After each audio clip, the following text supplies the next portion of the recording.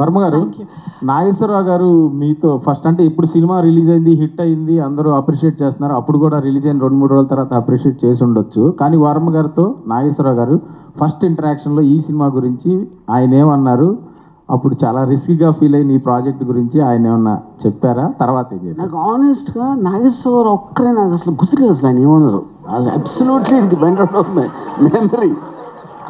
ఆయనకి నచ్చిందా అంటే అప్పుడు నాగేశ్వరరావు గారు more or less he was leaving it to Venkat గారికి, సురేంద్రకి, నాగార్జునకి. So he was not really operatively so involve, at least నా పర్స్పెక్టివ్లో. వాళ్ళ ఇంట్లో ఉన్న మాట్లాడేమో నాకు అంత తెలీదు, యూనో.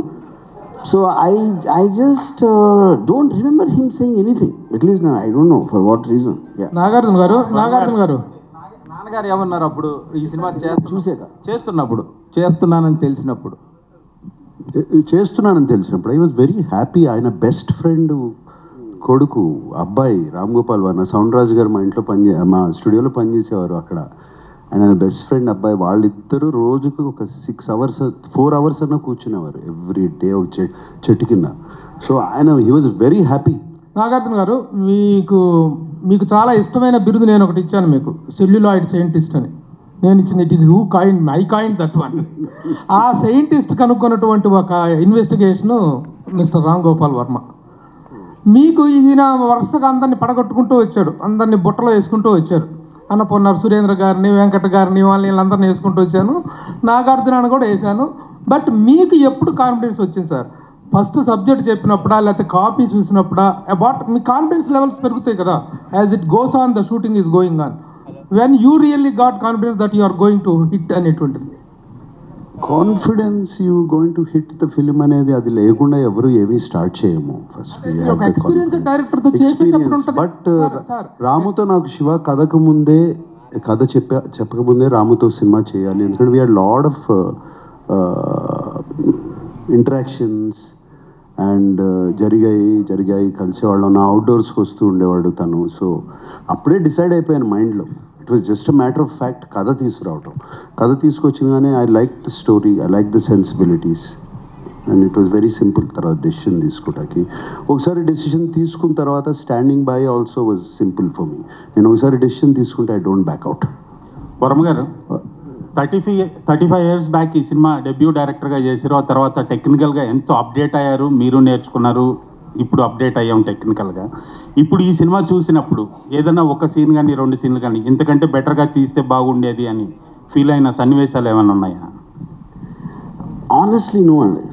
అంటే కొన్ని మేబీ స్మాల్ థింగ్స్, అది కూడా it is a detail technical aspect చెప్పినా కూడా అర్థం కాదు. But I feel so I don't want to get in to that. But I feel what the subject matter requires and what are the characters I'm dealing with, I think it's perfect.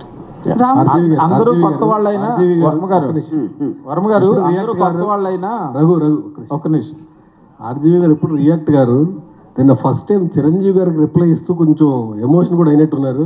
Why Chiranjeevi గారి మీద ప్రేమ sudden గా మారిందా? సరే, ఇక్కడ మనం శివ గురించి మాట్లాడదాం. మీరు సెపరేట్గా అది శివ గురించి మాట్లాడుతున్నది. ఆయనకి ఆ క్వశ్చన్స్ అడగకపోతే ఆయనకి నిద్ర పట్టదు.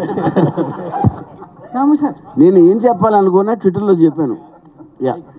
రాము గారు, హలో హలో సార్, ఇందాక చేజింగ్ సీన్స్ గురించి మాట్లాడారు కదా. వన్ సీన్లో నాగార్జున గారు వెనకాల పడుతున్నప్పుడు ఐ థాట్ అసలు ఆయన దొరికేస్తారు, ఈజ్ సంథింగ్ విల్ హ్యాపెన్. అసలు I've seen the movie lot of times. ఇంటర్నెట్లో చూశాను, ఎప్పుడు చూశాను. It's my favourite movie. Realism పుట్టింది తెలుగులో శివ అని అనుకుంటాను నేను. అలా ఉన్నప్పుడు I thought something will happen to the baby or to him. కానీ వెళ్ళిపోయినప్పుడు ఐ థాట్ ఓకే, ఇలా బస్ ఎక్కి వెళ్ళిపోయినప్పుడు so that was his escape. Next immediate సీన్లో సుధాకర్ గారు వెనకాల పడతారు.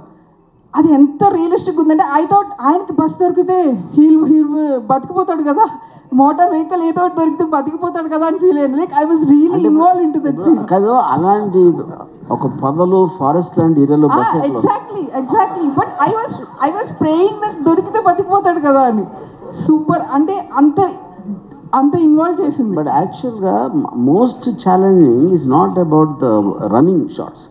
ఇప్పుడు కూడా నాకు ఇందాక గారు అడిగారు ఏది ఛాలెంజింగ్ అనిపించిందని, నాకు అప్పుడు అనిపించలేదు. కానీ ఇప్పుడు చూస్తే అసలు నాగార్జున నేను ఎలా అడిగానో సైకిల్ అలా తొక్కమని, నాగార్జున ఎందుకు చేశాడు అనేది నాకు ఒక పెద్ద మిస్టరీ అది. బికాస్ నాగార్జున ఈ might know how to ride a cycle, but stunts like holding another jeep or ర్యాండమ్గా ట్రాఫిక్లో ఇటువంటి పైగా ఆ పాపను పెట్టుకుని నో నాట్ ఎట్ ఆల్.